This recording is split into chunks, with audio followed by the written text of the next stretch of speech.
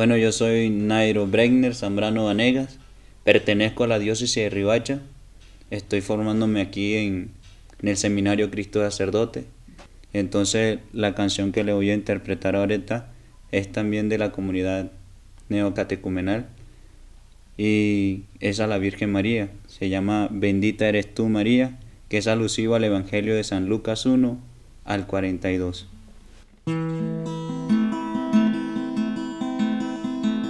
Bendita eres tú, María, entre todas las mujeres. María, bendito es tu fruto. María, el fruto de tu seno. Jesús, María, tú has creído.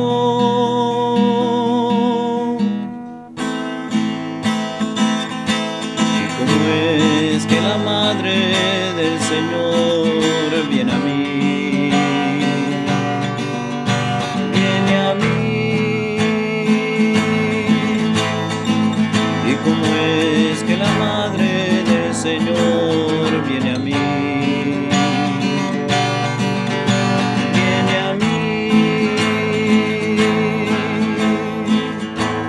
Porque apenas has sentido tu voz, algo se ha movido dentro de mí. El niño ha saltado de gozo.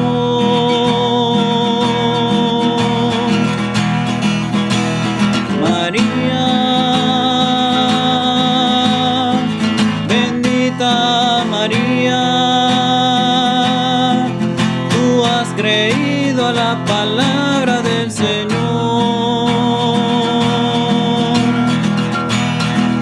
María,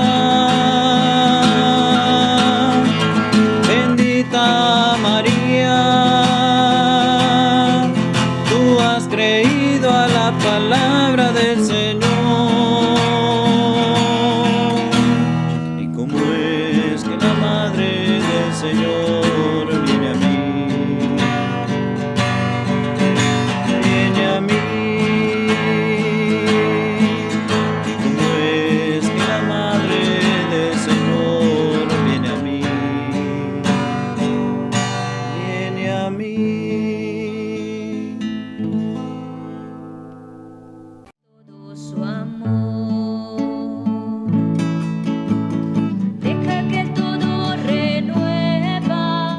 Hermanos, bienvenidos de nuevo a nuestro programa Jesús Evangelio.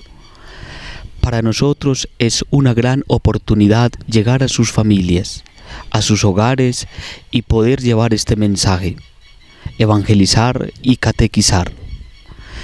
Como siempre, nuestro programa inicia con la centralidad de que es la palabra de Dios. Vamos a escuchar la carta a los Efesios en el capítulo 4, versículo 17. Por tanto, os digo y os aseguro esto en el Señor, que no viváis ya como viven los gentiles, según la vaciedad de su mente, obsesada su mente en las tinieblas y excluidos de la vida de Dios por la ignorancia que hay en ellos y por la dureza de su corazón, los cuales, habiendo perdido el sentido moral, se entregaron al libertinaje, hasta practicar con desenfreno toda suerte de impurezas. Palabra del Señor. Gloria a ti, Señor Jesús. El tema que vamos a tratar en este día es la espiritualidad, muy importante para todos nosotros y especialmente para los cristianos. Vamos a saludar a nuestro invitado. Él es el Padre Carlos Andrés. Él es formador del Seminario Nacional Cristo Sacerdote, director de la casa. Padre, muy bienvenido. Muchas gracias, Juan Pablo. Muchas gracias a todos ustedes por este espacio en donde podemos insertar el Evangelio en el mundo de hoy. Y efectivamente, la espiritualidad es un tema central en la vida de todo creyente, y más que en la vida de todo creyente, incluso en la vida de todo ser humano. Esa dimensión espiritual no la podemos negar, es algo que está siempre presente. Así que yo agradezco muchísimo este espacio para poder compartir sobre estos temas tan fundamentales para nuestra vida. Muchas gracias, Padre. Vamos a iniciar nuestro diálogo preguntándole, Padre, el Catecismo de la Iglesia Católica afirma que el hombre es una unidad sustancial de cuerpo y alma. Pero muchas personas viven solo como si fueran cuerpo, es decir, como un mero resultado biológico, y no creen que deben prestar atención a su vida espiritual. ¿Por qué cree usted, Padre, que pasa esto en muchas personas? Hay muchas razones por las que el hombre se ha olvidado de quién es. Ciertamente, a la base hay una falsa concepción de lo que es la persona humana, que no es solamente cuerpo y alma. Aún hemos descubierto más a través de la antropología cristiana y nos damos cuenta de cómo la persona es también espíritu, es decir, una realidad que supera no solo la parte corporal, que supera no solo la psique o la parte psíquica, sino que entra en relación íntima y personal con Dios a través de su ser, que es lo más espiritual en el hombre, es su fondo. Evidentemente, desde hace más de un siglo, todas las teorías evolucionistas, todas las teorías filosóficas, antropológicas que han apostado más por el naturalismo, han despojado al hombre de esa trascendencia. Y entonces muchos se fijan más en lo que es el método científico, en lo que es la evolución, todas estas teorías que precisamente propugnan o proponen mejor lo que es la evolución del hombre. Entonces, por lo tanto, se reduce al hombre a lo meramente material y muchos dejan de vivir la realidad más íntima, más profunda, que es la realidad espiritual. Es una realidad que está presente en nosotros y que no podemos negar. Nosotros podemos explicar, por ejemplo, algo que sucede en nosotros físicamente, digamos una enfermedad, yendo al médico. Si tienen necesidad de extraer una parte de nuestro cuerpo, un tejido, para analizarlo, pues allí en el laboratorio se hace. Pero nosotros no somos meramente cuerpo. Ya lo dice bien el Catecismo de la Iglesia Católica, somos también espíritu, hay una parte espiritual en nosotros. Esa parte espiritual está tan presente en nosotros que no la podemos negar. ¿Quién de nosotros puede explicar una poesía? ¿Quién de nosotros puede explicar dónde está el alma, dónde está la parte espiritual? Es una realidad que está viva y presente en nosotros y que no podemos negar, como ya he dicho. Por lo tanto, esa espiritualidad es algo que respiramos, podríamos decir. ¿Quién puede explicar el amor? ¿Quién puede explicar la esperanza? ¿Quién puede explicar sentimientos como el cariño, como el respeto? Todos estos sentimientos no son meramente una expresión de algo que depende del cuerpo, sino que va más al fondo de la persona. Son sentimientos espirituales que precisamente nos ayudan a constatar la presencia de una realidad espiritual en nosotros. Cuando nosotros comenzamos a negar todo este mundo espiritual, significa que estamos viviendo muy en la naturaleza, es decir, dependemos mucho de lo corporal, dependemos mucho de lo racional, que también de algún modo hace parte del cerebro, y limitamos todo a este mundo. Es decir, aprendimos a vivir sin amor, aprendimos a vivir sin esperanza, aprendimos a vivir sin muchos valores que precisamente nos llevan a la trascendencia. Y todo esto por doctrinas filosóficas, antropológicas, científicas, que se han olvidado de esta segunda parte del hombre, es decir, de su profunda espiritualidad. Son muchas cosas las que podríamos decir en este campo, pero reduzcámoslas a estas precisamente, a estas doctrinas naturalistas que han limitado al hombre a lo terrenal. Estas doctrinas filosóficas, políticas, incluso ideologías que van limitando al hombre a lo meramente terrenal, a su campo horizontal. El campo vertical o la dimensión vertical se nos ha olvidado mucho. Y aunque el hombre de hoy ha perdido la fe, no deja de ser religioso, es decir, no deja de contactarse con esa dimensión trascendente, solo que necesita orientación, evidentemente. Muchísimas gracias, padre. Y quisiera también preguntarle, una persona que vive solamente en su vida como algo meramente terrenal, en lo racional, ¿cómo puede vivir esta persona? ¿Cómo son sus comportamientos? Ciertamente no podemos separar al hombre de su ser más profundo, ni de su psique, ni de su ser espiritual. Sin embargo, podemos vivir una vida reducida a lo natural. Una vida reducida a lo natural desprecia precisamente lo que son las virtudes, por ejemplo, que están en el campo moral.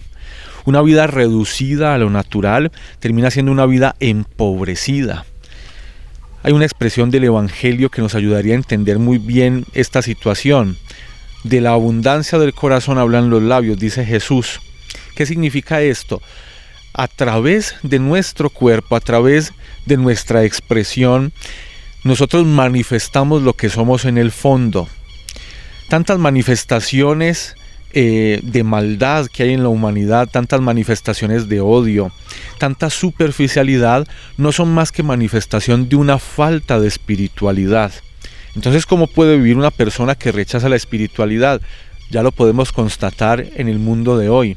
Guerras, divisiones, violencias, ideologías, todo lo que llame a la destrucción del hombre y de su entorno, a la destrucción del tejido social, a la destrucción de instituciones tan fundamentales como son la familia. Cuando el hombre no vive su dimensión espiritual en profundidad, se queda en el plano meramente terrenal, como ya hemos dicho. Por lo tanto, su horizonte se empobrece. No hay motivaciones de vida, no hay expectativas de futuro, no hay un proyecto de vida organizado. Se vive el día a día buscando solamente las sensaciones del cuerpo. Entonces, es muy común que hoy en día pululen por todas partes centros de espiritualidad, pero que busquen un bienestar corporal. Es decir, musicoterapia, aromaterapia, centros de spa, centros en donde yo pueda sentirme bien con el cuerpo. Pululan los gimnasios, los centros de estética, todos los productos que hacen referencia a la vanidad.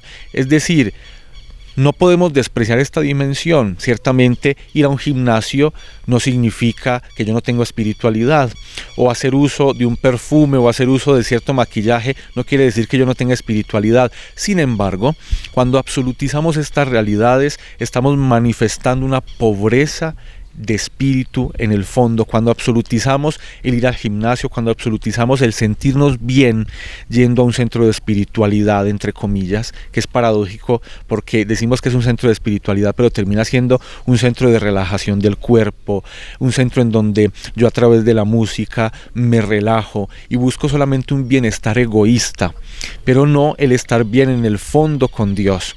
Entonces, ¿cómo puede vivir una persona de estas?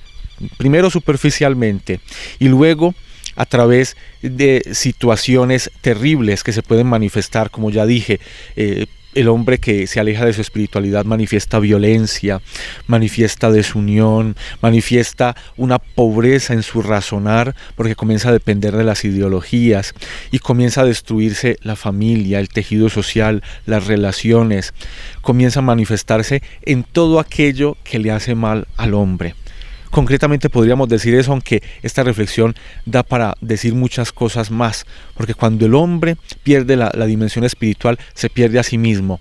Comienza, y espero que no sea muy fuerte la expresión, pero comienza a animalizarse, comienza a perder lo que es su esencia, lo que nos diferencia precisamente de los seres no racionales. Por lo tanto, el hombre se deshumaniza cuando pierde la espiritualidad. Yo creo, padre, que en este orden de ideas también podemos hablar de los pecados capitales, especialmente de la avaricia y la lujuria, entendiéndose como ese desorden apetitoso por los bienes materiales o por los placeres sexuales. Muchos sacerdotes hoy en día han perdido su libertad a la hora de hablar precisamente de estos pecados. ¿Qué piensa de esto? Los pecados capitales son realidades que lastimosamente se viven de un modo sumamente desordenado, en el mundo de hoy. Son realidades que han estado siempre presentes en la vida del hombre, y por eso la Iglesia siempre nos ha advertido sobre estos 7 pecados que son fuente de otros pecados, son el inicio de otros pecados. Particularmente estos 2, la avaricia y la lujuria, son pecados que hacen referencia a la concupiscencia de la carne. Precisamente quien es avaro desea todo para sí. Entonces, quien es avaro es egoísta. Tiene un fondo precisamente egoísta, todo lo quiere para sí, todo centrado en sí, desea todo lo bueno para sí.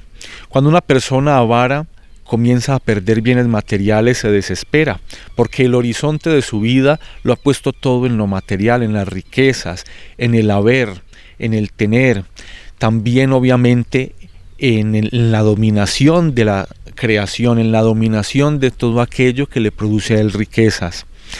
La persona que vive así vive rastreramente, superficialmente. Entonces es muy común que hoy se piense que haya que conseguir muchas riquezas y que quien tenga muchas riquezas tiene éxito en la vida. Es un mensaje que incluso están dejando muchas espiritualidades extrañas. La teología de la prosperidad, la teología del éxito. Si yo tengo éxito es porque Dios me bendice, o yo tengo éxito en la medida en que me acerco a Dios. Esto es parcialmente verdadero, porque nuestro éxito en la vida y la adquisición de las riquezas no siempre es sinónimo de una bendición de Dios. A veces Dios deja continuar a la persona en su camino terrenal y esta persona está ahí constantemente progresando, pero esta persona puede estar viviendo solamente desde la avaricia, desde su egoísmo, desde su sentido de poder y de dominación absolutos, que no ven otro horizonte más que el material, que el del progreso de la materia y en el progreso de las riquezas, al que se refiere propiamente la avaricia. Y esto va muy ligado también a la lujuria. ¿Por qué? Porque si yo quiero solamente lo material y deseo solamente lo material, termino viviendo de un modo muy terrenal y aparece la lujuria, es decir, el deseo desordenado de la carne. Si yo reduzco todo a la carne, por lo tanto aparece este deseo que también a nivel relacional termina siendo el usa-bota, es decir, usar a la gente, votar a la gente. ¿Cuántas relaciones de amor terminan siendo relaciones meramente eróticas, es decir, sometidas a la lujuria? Por lo tanto, las relaciones humanas que deberían estar regidas por el principio del amor, por la virtud del amor, más aún, que es una virtud que viene de Dios, una virtud teologal, terminan siendo una relación llena de esclavitud, una relación dominada por la lujuria. Entonces avaricia y lujuria tienen esa relación, ¿no? Se va dominando lo material y también se quiere dominar entonces la persona, se quiere comprar el amor. Y dice las Sagradas Escrituras, si alguien quisiera comprar el amor con todas las riquezas de su casa, se haría despreciable. Hablar de esto es prácticamente imposible en el mundo de hoy. Muchos no aceptan precisamente las reflexiones que se hacen sobre esto porque se piensa que se está coartando la libertad de las personas, pero uno lo hace en el afán precisamente de ordenar todas las cosas en el amor y en el amor de Dios, radicar todas las cosas en lo más importante, en lo profundo del hombre, en esta virtud teologal del amor, y no simplemente afirmar que las riquezas son lo más absoluto en nosotros. Repito, esa expresión de las Sagradas Escrituras es muy, muy bella.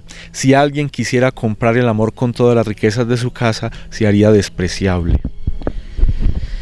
Este tipo de personas, padre, que vive de esta forma, con los pecados capitales, en algún momento yo escuché en sus clases la herejía del misericordismo, que nos puede llevar a una conciencia laxa, incluso cauterizada. ¿Qué podemos entender, padre, en todo este orden de ideas, todo lo que usted nos ha, de una manera muy especial, nos ha descrito en este momento? La herejía del misericordismo se da sobre todo cuando el hombre sí, de una parte reconoce su pecado, lo quiere cambiar, pero sin esfuerzo. Es decir, El mundo de hoy no quiere aceptar las consecuencias de sus actos, las consecuencias de su falta de amor, de su falta de misericordia. Por lo tanto, la persona quiere que se le perdone todo el mal que ha hecho, pero sin ninguna responsabilidad. La persona se desentiende del resarcir los daños, se desentiende de la reparación debida por sus actos. Entonces, constatamos cómo todo el mundo quiere ser perdonado, pero paradójicamente también constatamos que en el mundo se dan muchas realidades en donde se exige justicia, y justicia a rajatabla, justicia de un modo despiadado. No se quiere tener misericordia del otro, pero sí queremos que tengan misericordia de nosotros. Esta herejía del misericordismo no es más que una justificación del pecado. Es decir, yo me equivoco, compréndanme, yo me equivoco, borrón y cuenta nueva, yo me equivoco, mis actos no tienen consecuencias. Pero si vamos a la vida real, esto no puede ser así. Toda acción tiene una reacción, digámoslo así, todo acto que nosotros realizamos tiene unos efectos.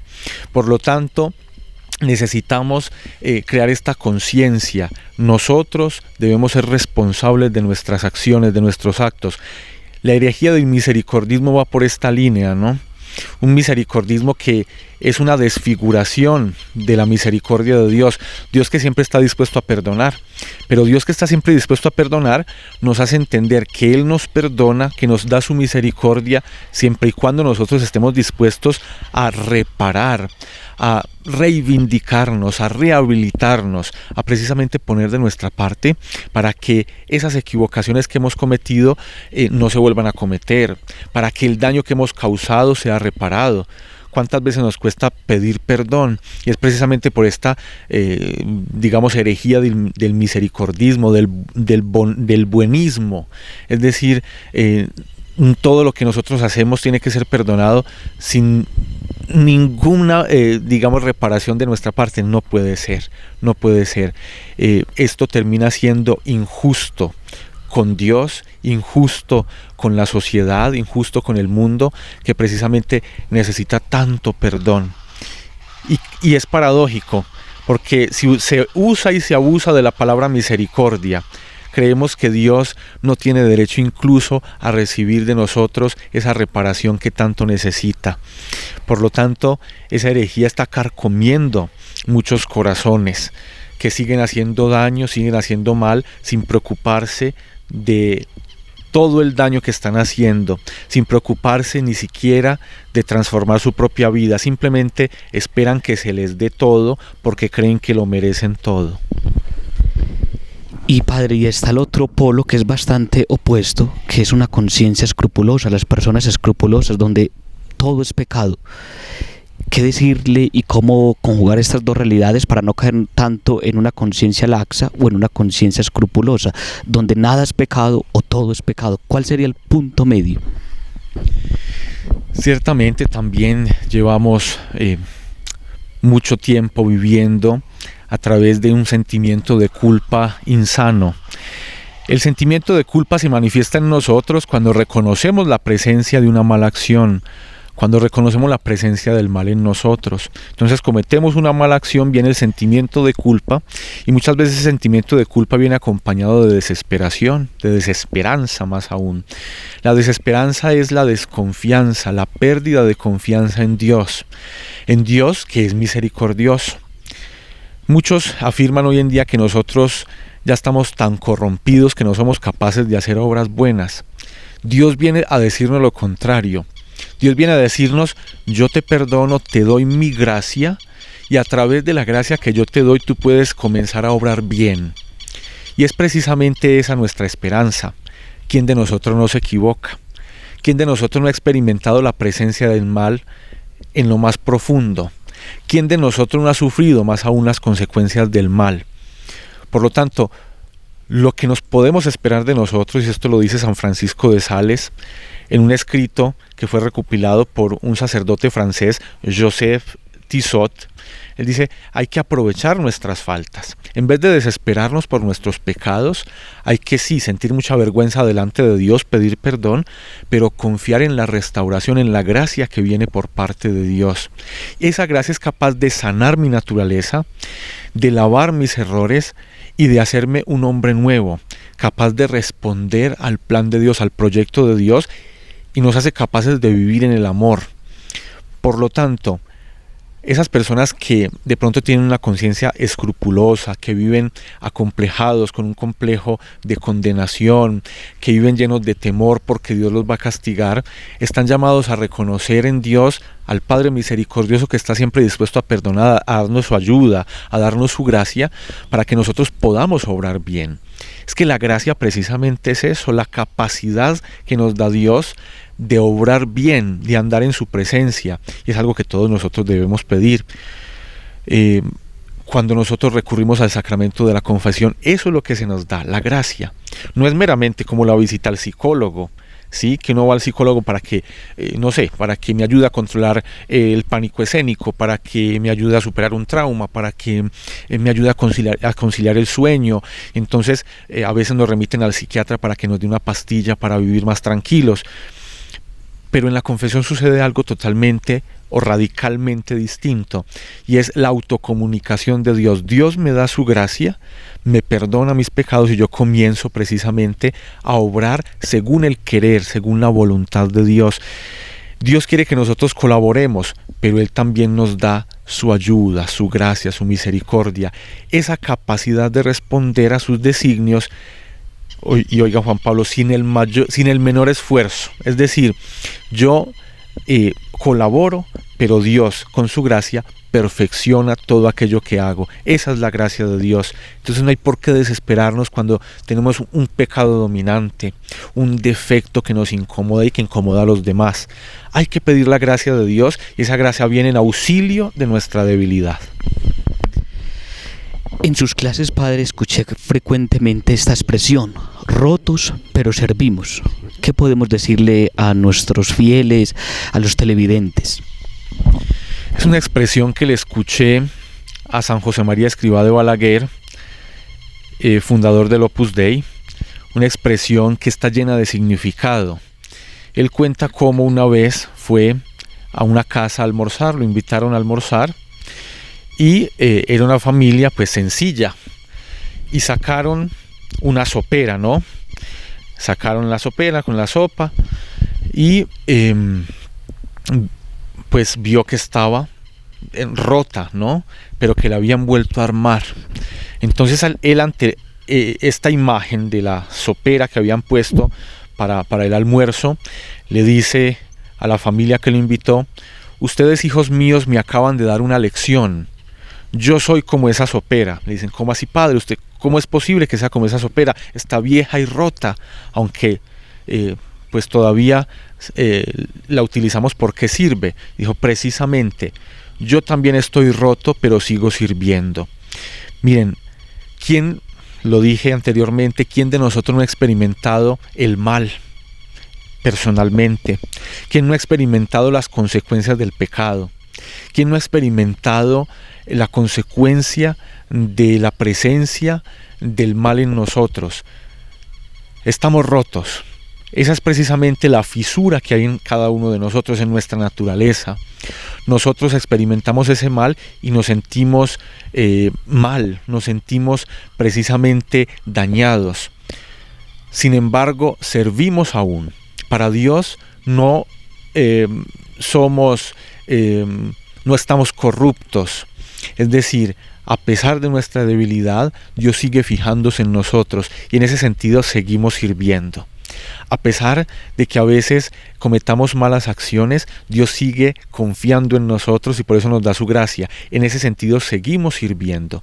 Dios nos sigue capacitando para que hagamos obras buenas, como esta sopera sigue estando, aunque rota, sigue conteniendo la sopa y sigue sirviendo para que muchos la utilicen en lo que tiene que ser utilizada. Así nosotros, cuando Dios nos da su gracia, seguimos sirviendo a pesar de nuestra debilidad de fondo, porque Dios confía en la obra de sus manos y en la obra que realiza en nosotros a través de su gracia.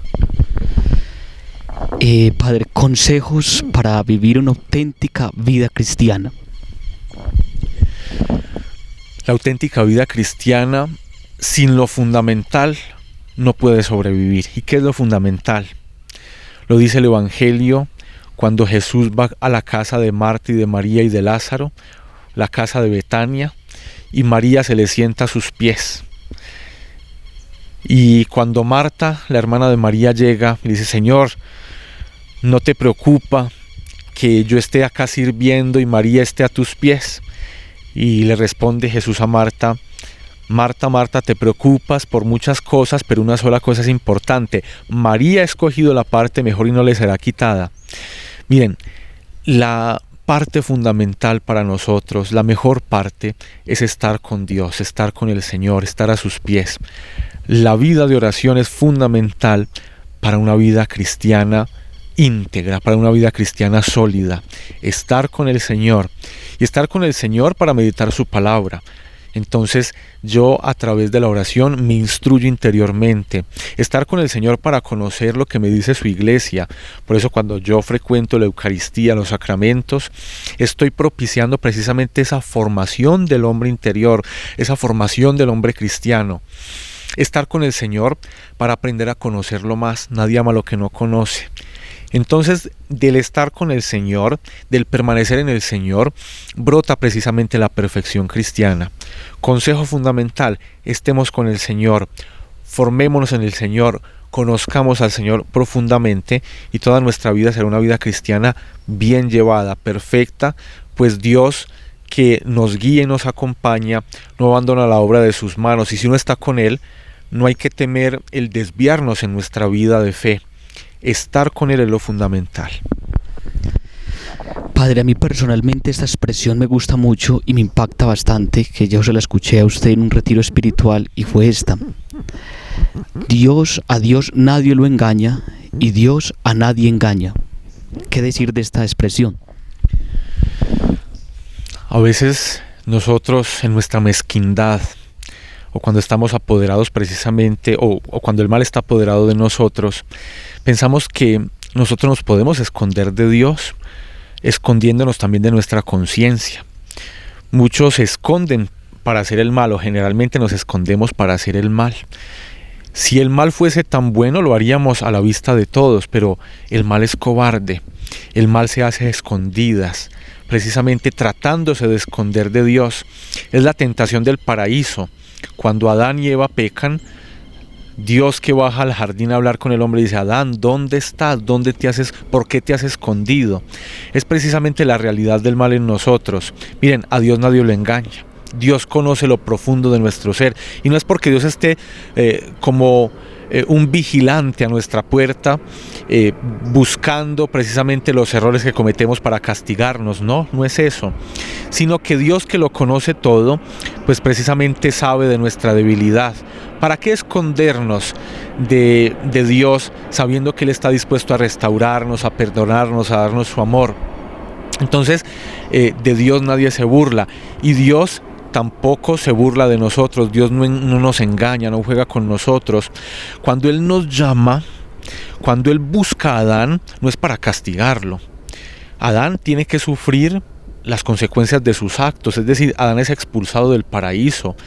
Adán y Eva son expulsados y tienen que sufrir las consecuencias de sus acciones, porque eso corresponde también a la justicia. Nosotros tenemos que asumir que todas nuestras acciones tienen consecuencias, tanto buenas como malas. Una buena acción tiene consecuencias buenas, una mala acción tiene consecuencias negativas. Sin embargo, cuando Dios llama, no engaña. Cuando Dios llama, quiere restaurar. Cuando Dios llama, quiere sanar. Cuando Dios llama, quiere devolverle lo que el hombre ha perdido, devolvernos a nosotros lo que hemos perdido, que es la amistad con Él, su gracia, la comunión íntima con Él, los dones que Él nos quiere regalar. En ese sentido, Dios no engaña, y nosotros tampoco engañamos a Dios cuando escondemos nuestra realidad personal. ¿Por qué tanto perfeccionismo en nuestra época? Porque no somos capaces de reconocer la debilidad de la que estamos hechos, la debilidad de la que estamos revestidos. Por lo tanto, reconociendo nuestra debilidad, Dios viene para no engañar, sino para darnos su gracia, que restaura, que sana y más aún eleva la condición humana. Bueno, Padre, llegamos al final de nuestro programa. En primer momento agradecerle por haber compartido con nosotros la importancia de entender al hombre en su totalidad, integralmente, como cuerpo, como alma y como espíritu. Un último mensaje, Padre, que quiera compartirnos.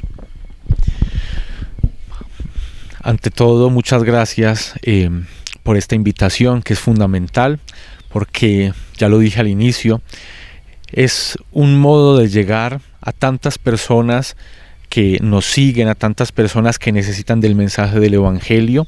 Es un modo de insertar este mensaje en el mundo de hoy. Y el mensaje final es que confiemos en Dios. Él está buscándonos como buscó a Adán después de pecar. Él nos busca no para engañarnos, sino para darnos su gracia, para restaurarnos interiormente, para devolvernos nuestra condición original. No le huyamos más a Dios. Dios está constantemente buscándonos porque nos ama con amor infinito.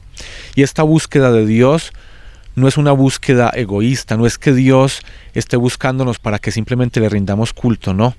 Él nos busca para que experimentemos su amor, y experimentando su amor, nosotros también podamos devolverle de nuestra parte toda nuestra capacidad de amar, que puede ser ampliada, engrandecida por ese amor infinito de Dios. Por lo tanto, acerquémonos a Dios y a su gracia. Y acercándonos a Dios y a su gracia, encontraremos nuestra realización más plena, más personal, más profunda, pues nosotros, que somos seres no solo naturales, sino profundamente espirituales, necesitamos de esa presencia divina en nuestras vidas que da plenitud a todo nuestro existir. Bueno, muchísimas gracias a todos los que nos siguen. Que Dios los bendiga, que tengan un feliz día en el Señor, protegidos y acompañados por la Santísima Virgen María. Todo su amor, deja que todo renueva.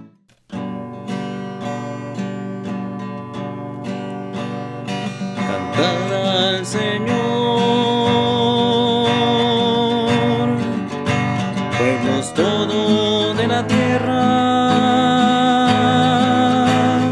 naciones, darle gloria, porque grande es su amor hacia nosotros.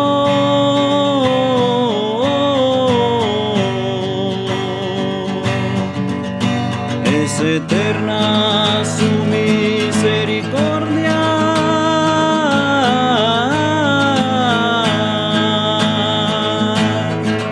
naciones,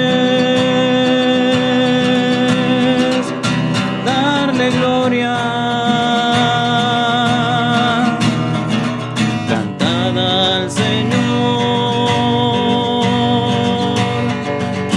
pueblos todos de la tierra, naciones, darle gloria, porque firme es su amor hacia nosotros.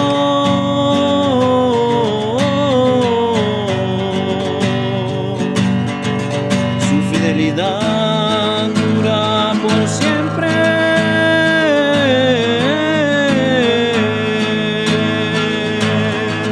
Naciones, darle gloria.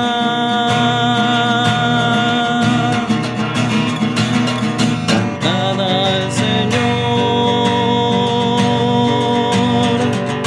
pueblos todos de la tierra, naciones, darle gloria.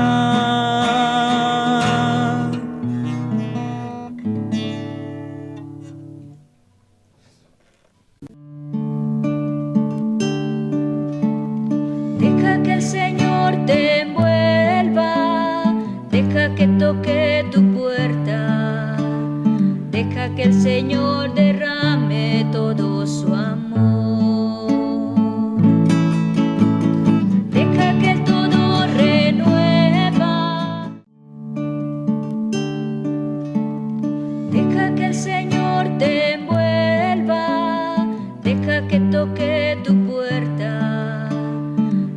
que el Señor de